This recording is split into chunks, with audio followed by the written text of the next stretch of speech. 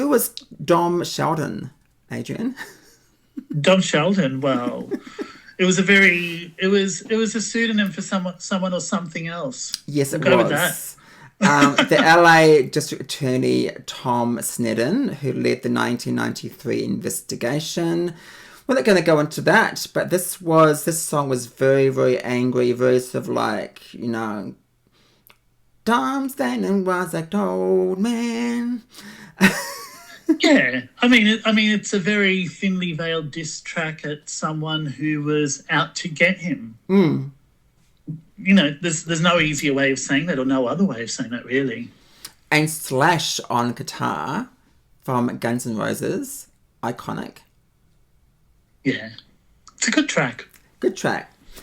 Track number 7 from the album, Money.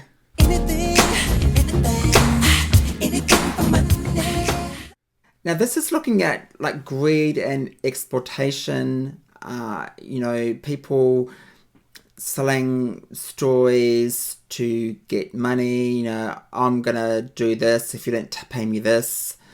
This goes on even today with the whole, with the recent case with a certain rapper, but but it's all it's still goes on all the time. And back in this time, Michael was again really angry on this track. Really angry. Other than the sort of 1993 allegations, which resulted in a huge payout. Not to go into too many details about the case, but Michael was advised by his sort of lawyers, insurance companies and whatnot that if it wasn't settled quickly, that case could go on for many years and totally destroy his career. So they put it to him that it needed to be solved financially, which it was for multi-millions, depending on which news report or tabloid you read, it was, anywhere from 20 to $40 million. The sum doesn't matter. At the end of the day, it was all about money. And so other than those allegations, Michael's had constant, cases put up against him of people saying that he plagiarized their songs and wanted their cut from it. You're talking about, at that point, the most powerful person in the recording industry. Thriller and Bad, between them, had sold hundreds of millions of records. Whether you're talking the singles, the albums, whatever, and made everybody lots of money. So there were lots of people who were, I guess, being opportunistic and trying to see what cut they could get. And sadly, even now with court cases against Michael and his estate, it's about people who want, I guess, their infamy, their notoriety, and their paycheck. So that's what money's about, and it's still something that exists. Yeah, totally. With, all artists go through this stage, whether it's Ed Sheeran, Mariah Carey's gone through with the Christmas song. It's just so... People would do anything sometimes for a slice of the pie. Yeah. And when there's a person who's very rich, very famous, I can bring you down, bitch. People will do anything for money, and that's what this song's about. And it's basically that's it. And it's a powerful track. And it's kind of like people have and people will continue to do what they want for money. Yeah. Track number 8 from the album. This is a cover. This is Come Together. Come together right now. That is Come Together, a cover of the classic Beatles track. Now, Michael recorded this one for Moonwalker back in 1988. It probably goes back a little bit earlier than Moonwalker, where I think that it was one of the songs originally recorded for Bad. Okay. I can't get in Michael's head or the people around him necessarily, but I would say it was one of his favourite Beatles tracks. And because at the time Michael's name was very much linked to the Beatles in that he'd bought the ATV Northern Songs catalogue, which featured most of the Beatles' publishing rights. It's like this was his nod, I guess, to, well, here's one of my songs that I own, I guess, because he could. So it goes back to probably before Bad, so probably around 85, 86 when he first got the Beatles songs, as in bought them. It didn't make the Bad album, but it did make Moonwalker. Then it got released as the B-side to Remember the Time. And you would think that would be kind of the end of it, but then it showed up on History again as a sort of re-recorded and edited version. Does Michael own the tracks to the Beatles still, or has it been sold?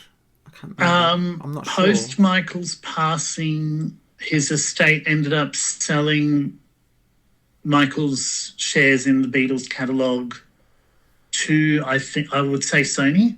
Because Sony at one point, to sort of, I guess, barter deals with Michael, bought into his whole publishing catalogue, whether it was his or the Beatles or whatever. And then, posthumously, the estate has sold it to Sony. So they've made lots of money out of it. And continue to as well. And will now continue to, because they own, a good share of Michael's catalogue, and they also own the Beatles catalogue. You are not alone, but I am here. Track number 9 from the album. Again, I love this track, You Are Not Alone. Written by an R&B singer who we're not going to name on this podcast, but produced, look it up online, but produced by Michael. This was a beautiful, beautiful track. Went number 1 on the Billboard Hot 100. Debuted at number 1. Debuted at number 1. It was the first US. time a song debuted at number 1, and it smashed the record of a little song called Scream that debuted at 5. Yeah. So this is the highest ever debut on the Billboard charts. Crazy. Also number 1 in Belgium, France, Ireland, Romania, Scotland, Spain, Switzerland, New Zealand. Huge track. Featured his then wife, Lisa Marie Presley. It was all kind of romantic, and then Michael Jackson topless, and gorgeous vocal on this track, especially towards the end where it hits that long note. This track is probably one of my favourites vocally for Michael. He sounds really good on this track. It's a beautiful vocal, but not one of my favourite songs. Oh, okay. Fight. We disagree here. So you don't like the song. Why? Look, at the time, I loved the song for what it was. At the time, I loved the video clip for what it was. It was Michael and Lisa Marie, I guess giving 2 fingers up to the rest of the world, who pretty much said, your marriage is a sham. Even now in her posthumous autobiography, she said the marriage was real. So, hopefully somewhere in there, history would rewrite itself as far as listen to the people who were involved to say that it was a real marriage. But at the time, it was another statement piece, I guess, as far as the video clip and what Michael was doing. It's like, well, this is who I'm with, this is who I'm happy with, and here I am with another statement clip. And it was beautiful. I love the video. It was, beautifully shot. Yeah.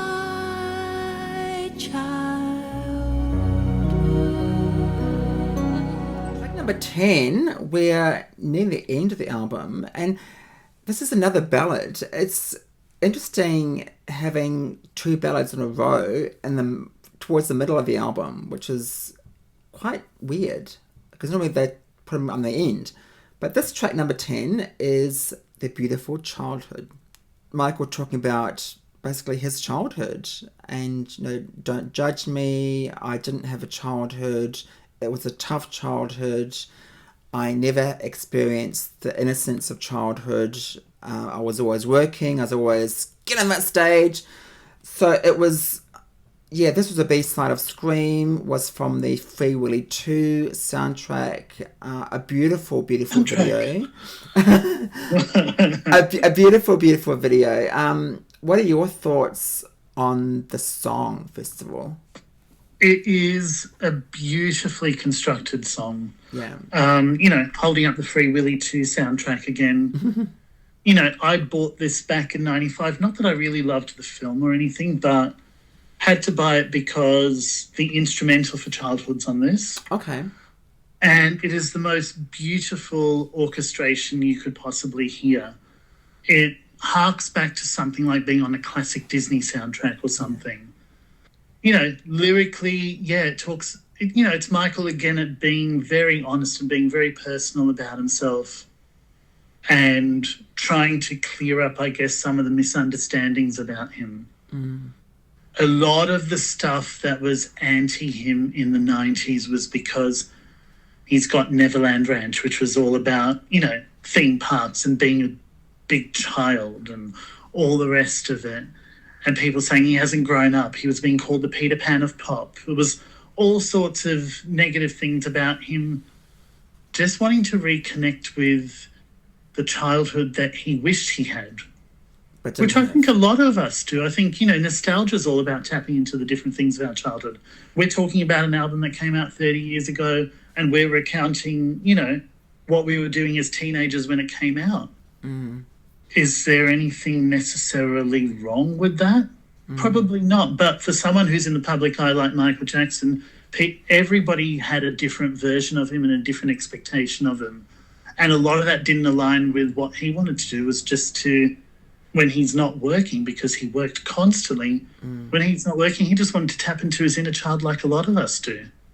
We do that through our favourite music or songs or whatever. He did it literally with the things he couldn't do back then, which was just go out and go on an amusement ride. Yeah, and it must be tough for anyone that didn't really experience a childhood, and like child actors and would probably be the ones that would know that, you know, who have done movies and TV shows when they were kids and didn't really have that childhood themselves. So it's also a very different time now to sort of understand what was happening then, if that makes sense. Yeah. You know, things like mental health now gets a lot more airtime, a lot more talking about, a lot more therapies involved. But for someone like Michael Jackson, he had to medicate, self-therapy, self-everything, because he couldn't go to a local therapist and say, hey, these are my issues, because one, he'd be too paranoid that they'd be selling his story to someone else. Two, how is an everyday person going to relate to someone who has more money than they know what to do with, who has a lifestyle that nobody understands, who worked in very different circles to the rest of the world? Yeah. That, you know, to me, that's what, you know, childhood's about. It's like, you know, he says, before you judge me, try hard to love me. It's like, look beyond the things you see negative about someone and work out, hey, what's cool or what's unique about them? And are these things really that bad after all?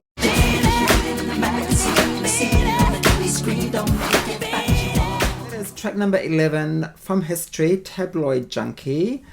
What about the awful press, the tabloids? Back in the day, there was no internet. There was just newspapers, magazines, trashy magazines. You know, an artist couldn't go online and say, you know, this article here is not true. This is what really happened. And a lot of them do now on social media. They go online and say, you would have seen this in Women's Day. This is total bullshit. This is what happened. But back in the day, they couldn't do that because there's no social media. It's all tabloids. Well, back in the day, because there was no sort of social media and stuff, you couldn't, I guess, by way of, you couldn't write a reply straight away. Exactly, yeah. And because of how magazines used to come out at different parts in the world and all of that sort of stuff, a story in a magazine, we'll name one, say News of the World or National Enquirer, or, you know, going more locally, New Idea, Women's Day, what was back then, New Weekly. Oh, I used to love New Weekly. But it was trash, wasn't it? It was trash. Well, I loved it. Yeah. And who... But all these stories would come out at different points in the world, and before, and, you know, like say something came out here in New Weekly this week, 2 months later, because it took that long for magazines to ship from overseas, but you wouldn't necessarily forget about the fake story, because here comes the National Enquirer from 2 months ago, and there's that story again. So you go, okay, if these two magazines are saying it, and it's been months since the first one said it. It's true. It's like, well, it must be true if they're all saying it, and it's the other side of the world saying it. What do you mean?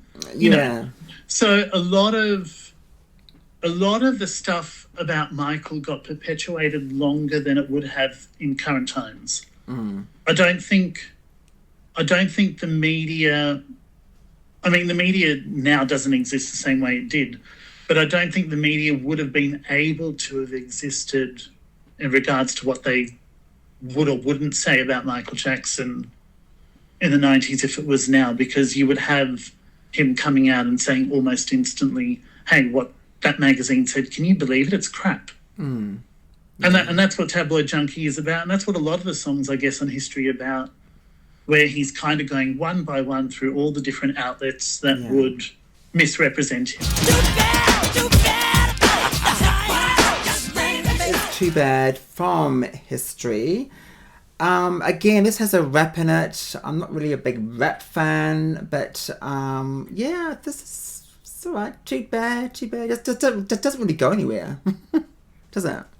I think for that song, it's more about the groove of it rather than anything else. I mean, if you had to kind of take one song out of the album, this would be it. This would be it, or possibly Come Together. Yeah, are the ones I'd pick as two. That's like, okay, these don't really need to be here. But with that said, Too Bad, got its own lease of life in the film Ghosts later on. I think this song, it doesn't say anything new or different to anything else on the album, but it's all about the groove. It's all about the hook. It's all about the movement in that song. Track number 13 is the title track, History.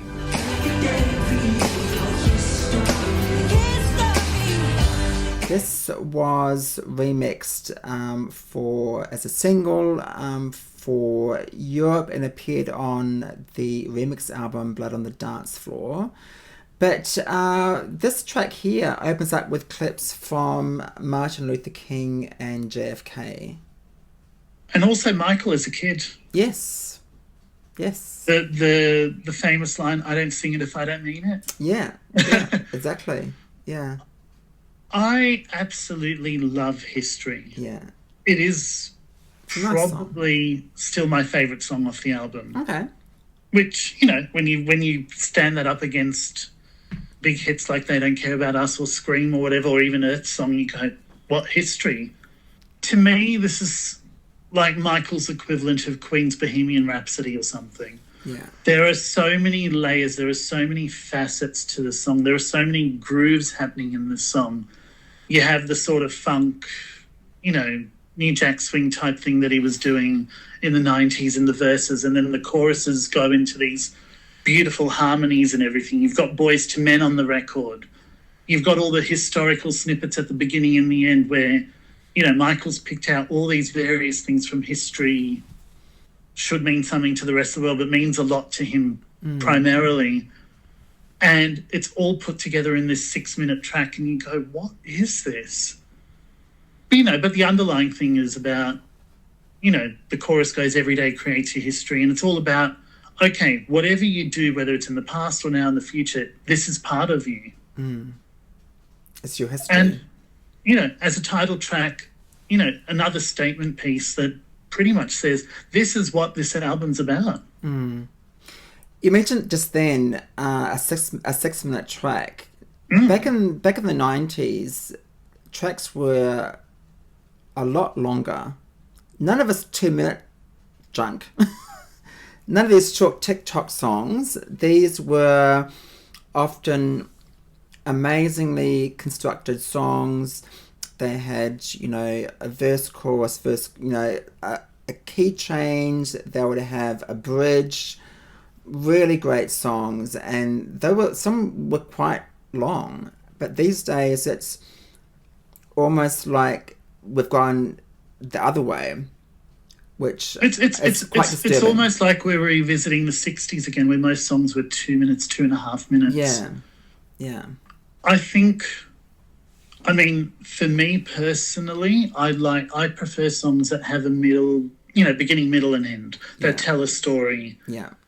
And I don't know whether you can do that in 2 minutes necessarily. I like songs that build, build the momentum, build the anticipation of what the chorus is about. And you can't do that when you take bridges out of songs and middle eights out of songs. So that's if you're doing a verse, then a chorus, and you're done. It's like, where's the rest of it? Yeah.